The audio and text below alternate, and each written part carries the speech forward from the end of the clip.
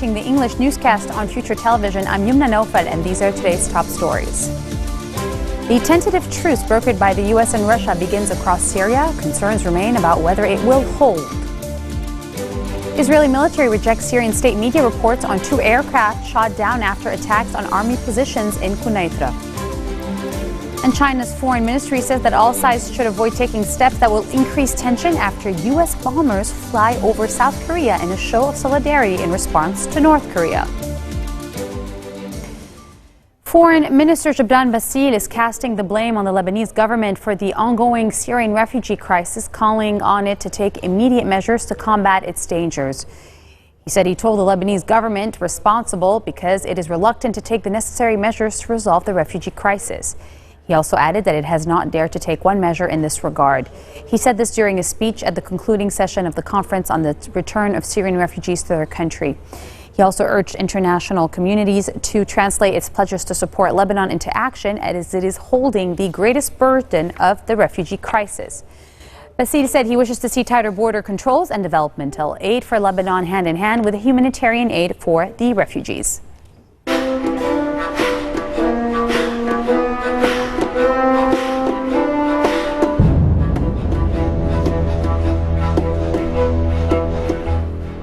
A Syrian ceasefire brokered by Moscow and Washington appeared to be holding as it enters its first full day. Activists reporting a quiet night on the main battle fronts.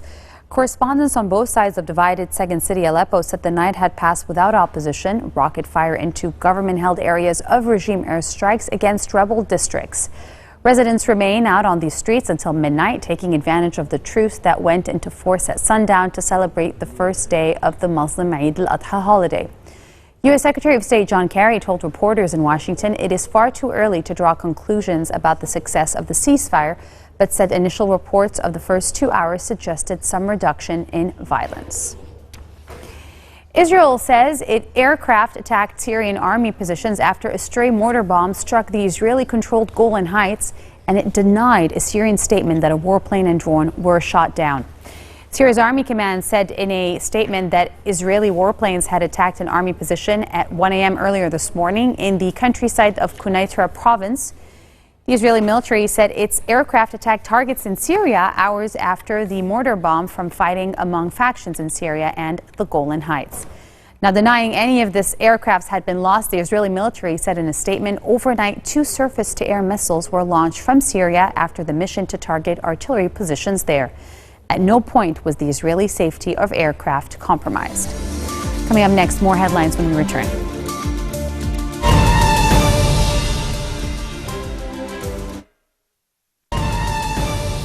Welcome back. Turkey has made a formal request to the United States for the arrest of U.S.-based Turkish cleric Fethullah Gulen on charges of orchestrating an attempt militarily coup on July 15th. Turkey's blaming members of Gulen's religious movement for the failed putsch 2 months ago, in which rogue soldiers commandeered tanks and fighter jets, bombing parliament and seizing bridges in a bid to take over power. Turkish President Recep Tayyip Erdogan discussed the issue with U.S. President Barack Obama at the G20 summit in China earlier this month. And a senior U.S. administration official said at the time that Obama had explained to Erdogan that the decision would be illegal, not a political one. China's foreign ministry says that all sides should avoid taking steps that will increase tensions after 2 U.S. B-1 bombers flew over South Korea in a show of solidarity in response to North Korea's nuclear test last week. U.S. envoy on North Korea, Song Kim, called for a swift and strong response to Pyongyang from the United Nations earlier today, adding the United States remained open to authentic, meaningful dialogue with Pyongyang on ending its pursuit of nuclear weapons.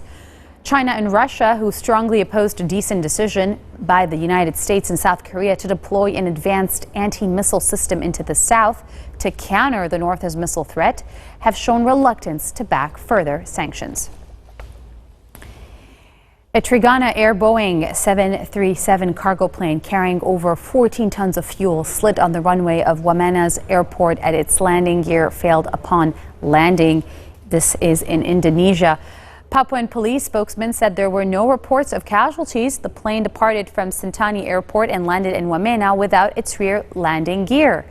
White smoke could be seen billowing as the plane scraped against the runway. The aircraft was carrying over 14 tons of pertamina fuel. Authorities temporarily closed the airport to remove the plane's fuselage and repair damage done on the tarmac. Democratic presidential nominee Hillary Clinton has had health episodes in the past similar to Sunday's near collapse, but has worked through them, her husband, former President Bill Clinton, said in an interview defending the transparency of the Clinton Foundation. She was even better last night before she went to sleep. She had a good night's sleep. She's doing fine.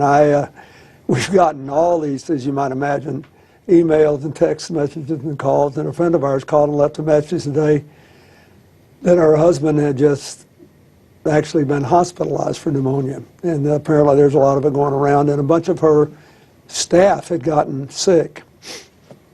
But she's just doing fine. She just got dehydrated yesterday. Well, if it is, it's a mystery to me and all of her doctors, because frequently, not frequently, that's not it, rarely, but on more than one occasion over the last many, many years, the same sort of things happened to her when she just got severely dehydrated.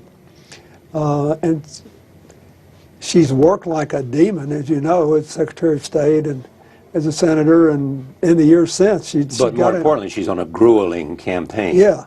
And you know what that's like, and she's older than you were when you ran. And she had 2.5 hard days before the day when she got dizzy, but I think she's fine now, and the doctor seems to think so. Well, if anybody's concerned, you should be the one. Yeah. And if anybody should tell us exactly what's going on, you're the one. Yeah, I was glad. Today she made a decision, which I think was correct, to cancel her campaign day. Right. To take one more day to rest, but she looked like $1 million this morning. I can tell she's feeling a lot better. Is it possible that she will be away for weeks from the campaign trail? No, not a shot. I'll be lucky to hold her back another day. I believe, first of all, we have been as transparent as we can be, and we've been more transparent than any other foundation, more transparent than any other foundation has ever been asked to be, and certainly more transparent than anybody else in this line of work is. I have said that to the best of my knowledge, nobody ever got anything from the State Department because they supported the Clinton Foundation. If they did and it was inappropriate, I would say that was wrong too. I have proved that I'm not averse to apologizing for things that I think were wrong. And so I am unaware of that. And I believe the State Department has forcefully said, the career people at the State Department have forcefully said that there is no example of that happening. Now, if you think nobody should ever call somebody they know and say, well, so-and-so would like a meeting, that's just the way the national government works. So I can't say anything about that. But I can say that to the best of my knowledge, I know for a fact, only from the people I read in the paper, that the people that they accused or implied gave money to the foundation just so they could have some in with Hillary did not do that. That was simply not true. That's not why they did it. Republican U.S. presidential candidate Donald Trump is set to open the latest outpost in his real estate empire, a luxury hotel in a historic building 5 blocks from the White House that underwent a 2-year, $200 million renovation. While staff at the 263-room Trump International Hotel planned little hoopla for what they described as a soft opening, about a dozen protesters opposed to the New York real estate developer's presidential run gathered outside.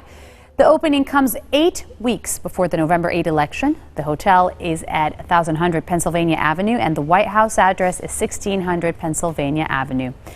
The hotel is housed in Washington's third tallest building, the 1899 Old Post Office, built in the Romanesque Revival architectural style. About a dozen protesters gathered in front of the hotel chanting, "Donald Trump has got to go," and holding signs criticizing Trump's promise to build a wall between the United States and Mexico. And a lot of the signs read, "We'll build a wall against racism and bigotry." So it is election year in America, and television has risen to the challenge, producing a range of award-worthy politically themed shows, and the more outrageous, the better. The Emmy Awards, the highest honors in television, have embraced politics across the spectrum, from scheming drama series like House of Cards, historical reexaminations as the Lyndon B. Johnson film All the Way, and spoofs of the 2016 U.S. presidential candidates on Saturday Night Live. White House comedy series Veep and Netflix presidential drama House of Cards are among the top contenders when the Emmys are handed out in Los Angeles on Sunday after an extraordinary year in U.S. politics where truth has often proved stranger than fiction. While House of Cards, which got a total of 13 Emmy nominations this year, depicts the backstabbing, ruthless nature of Washington politics, Veep, which has 17 nods, delights in mocking its ambitious and mess-ups. Stay tuned for the Emmys this Sunday. And on that note, we end our bulletin for today. Now for a reminder of our headlines. The tentative truce brokered by the U.S. and Russia begins across Syria. Concerns remain about whether it will hold. Israeli military rejects Syrian state media report on 2 aircraft shot down after attack on army positions in Quneitra. And China's foreign ministry says that all sides should avoid taking steps that will increase tensions after U.S. bombers flew over South Korea. Those are your headlines live on Future Television. Happy Eid to everybody watching, and take care.